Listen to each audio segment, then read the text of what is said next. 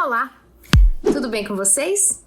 Mais uma vez estou aqui para conversar, para trocar uma ideia, para trazer informação muito boa e muito interessante para nós, na nossa maternidade. E é sempre muito bom, né, gente, esse bate-papo aqui. Obrigada, Fisiovital, pelo convite. Eu fico muito feliz e muito honrada de fazer parte dessa equipe tão maravilhosa que traz tanta coisa boa para tantas famílias. Mas antes da gente começar a conversar, quero te convidar para você seguir aqui o canal se você não segue ainda. Então segue aqui o canal da Fisiovital, ativa as notificações aqui no sininho para você não perder nada do conteúdo que eles trazem aqui para vocês todas as semanas. Também quero te convidar para seguir a gente lá nas nossas redes. A Fisiovital é @fisiovital.neuro e o meu Instagram, @minhaespecialvidademãe. Lá no meu Instagram eu trago um pouco da minha louca maternidade, cheia de amor, afeto, carinho, bagunça, brincadeira, terapias e muito mais.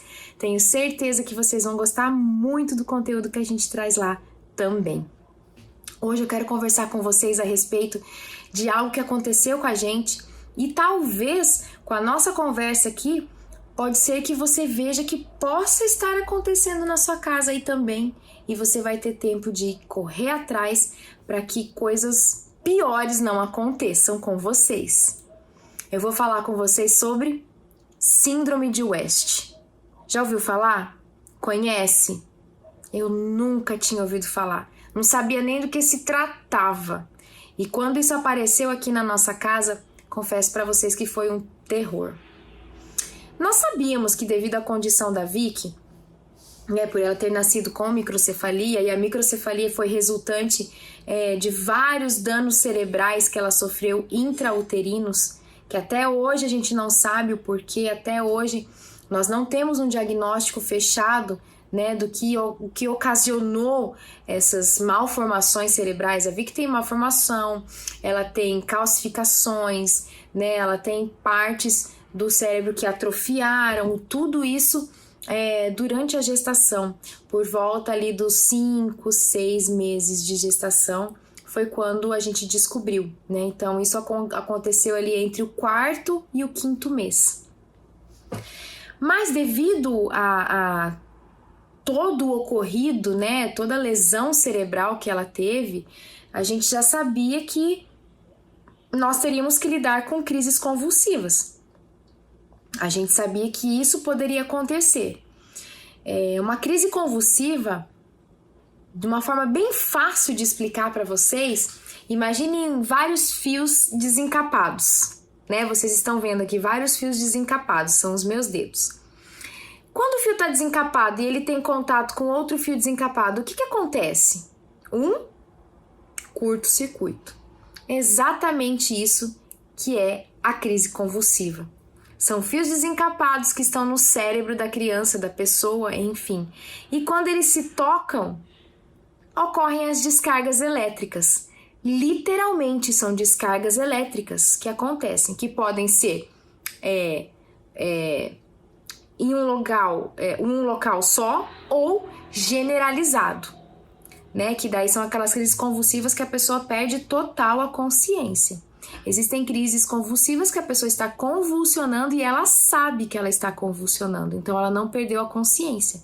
Então são crises focais que eles chamam, né? Que é num único local.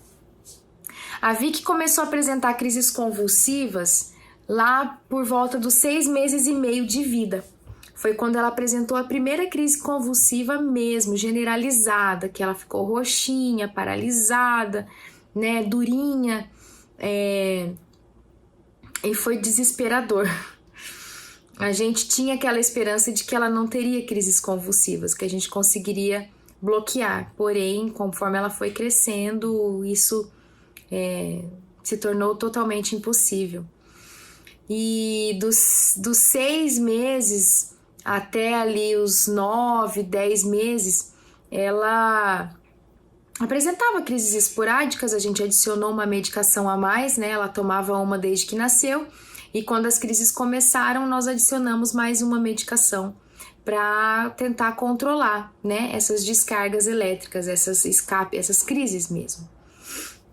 Com cerca de 10, 11 meses ali, quando ela estava pertinho de completar 1 ano, a gente começou a perceber que ela fazia esse movimento. Ela virava o olhinho e trazia para o lado. Era exatamente isso que ela fazia, apenas.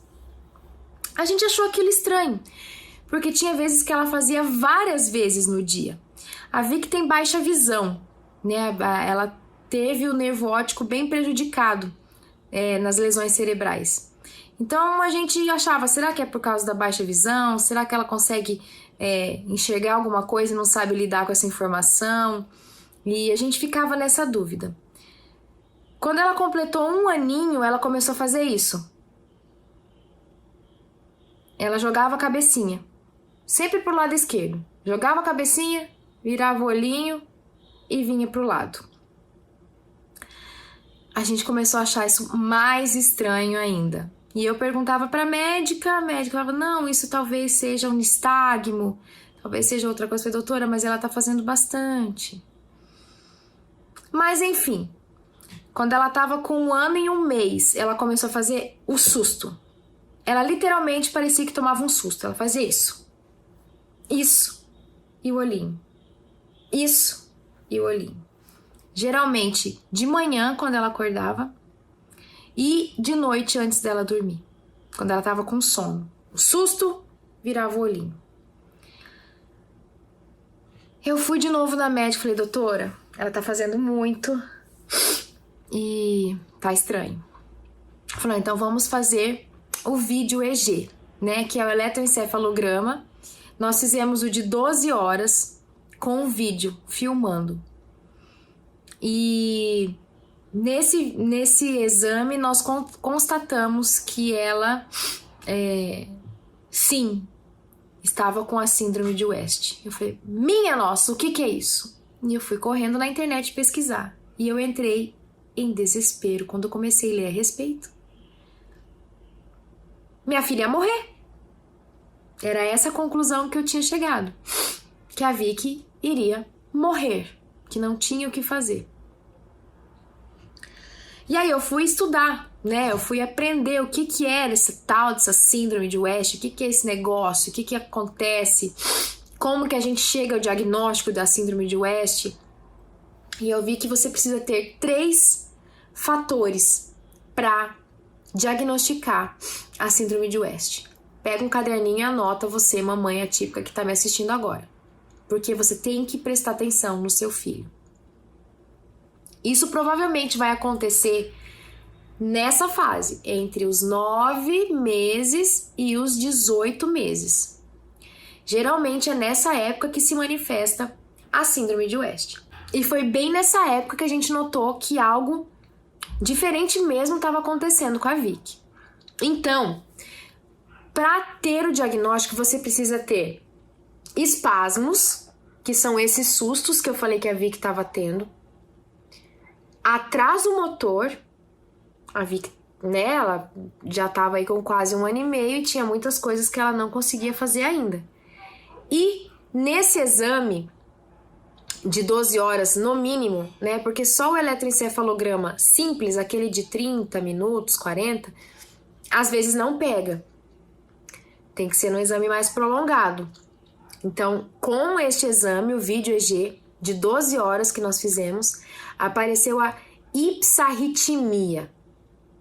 Essa linha demonstra que ali está tendo crises fortíssimas e que, se não controladas, vão devastar todos os ganhos da criança. Um médico me falou que, num dos tantos médicos que nós consultamos, ele me falou que as crises do West são rápidas, pequenas e devastadoras. E aquilo acabou comigo, porque a Vicky estava tendo muitos espasmos. Muitos espasmos. Eu estava preocupadíssima com aquilo, então eu comecei a procurar formas de tratar essa West, né? Como que a gente ia fazer para bloquear esses espasmos? Porque aquilo de fato estava... A Vicky, até começar a ter esses espasmos, ela já estava quase sentando, ela tinha a cabeça bem firminha, Se vocês forem no meu Instagram e forem dar uma olhadinha nas fotos dela de pequenininha, vocês vão ver uma criança bem diferente, bem mais firme, com os olhinhos sempre abertos, bem alerta. E o West já estava tirando tudo isso dela. A criança para de comer, a criança para de sorrir, a criança ela perde o que ela já ganhou. Então, assim, eu não queria que isso acontecesse com a Vicky. Jamais. Quem que quer? Então, eu descobri que existiam alguns tipos de tratamentos que nós iniciamos pra já, que é o uso do medicamento Vigabatrina, que ele é específico para controle de epilepsia, né? Na verdade, epilepsia de difícil controle.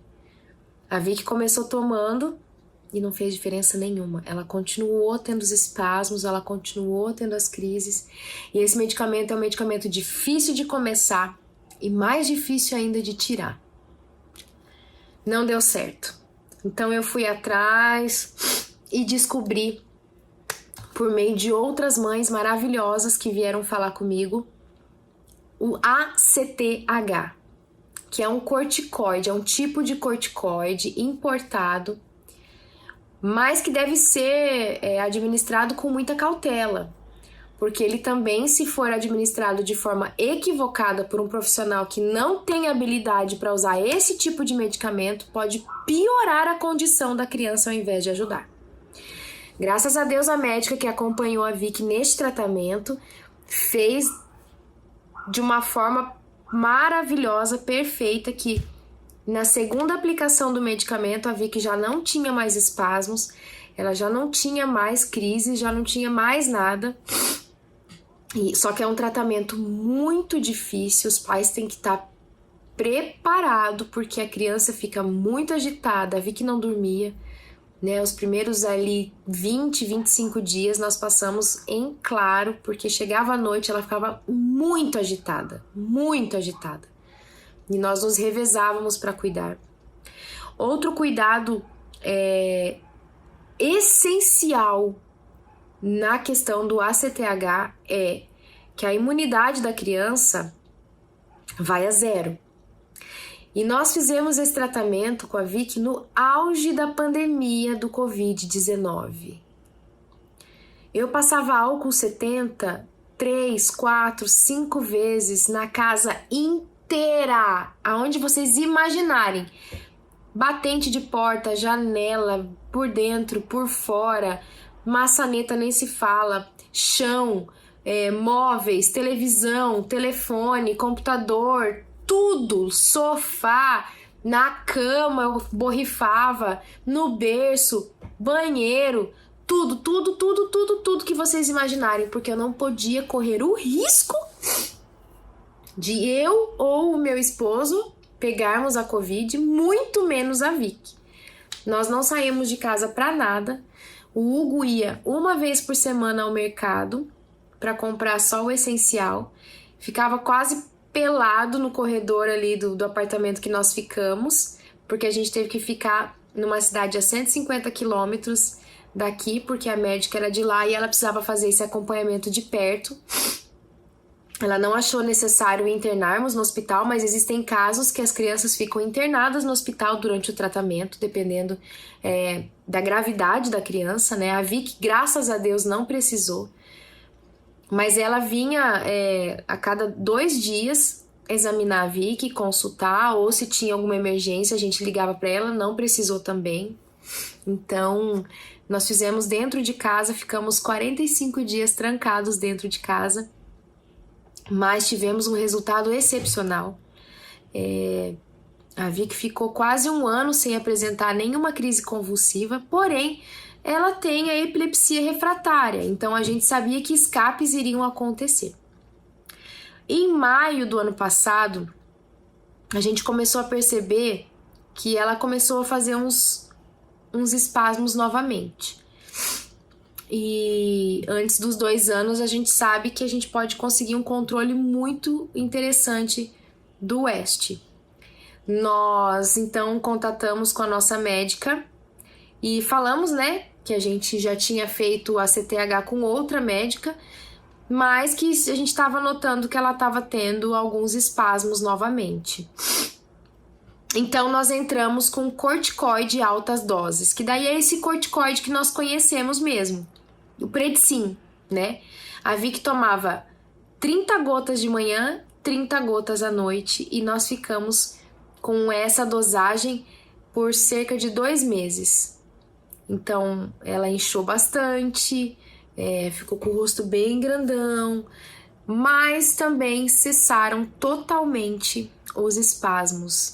E já vamos para 1 ano aí sem que hajam espasmos. Crises acontecem? Acontecem, repito, porque a Vicky tem epilepsia refratária.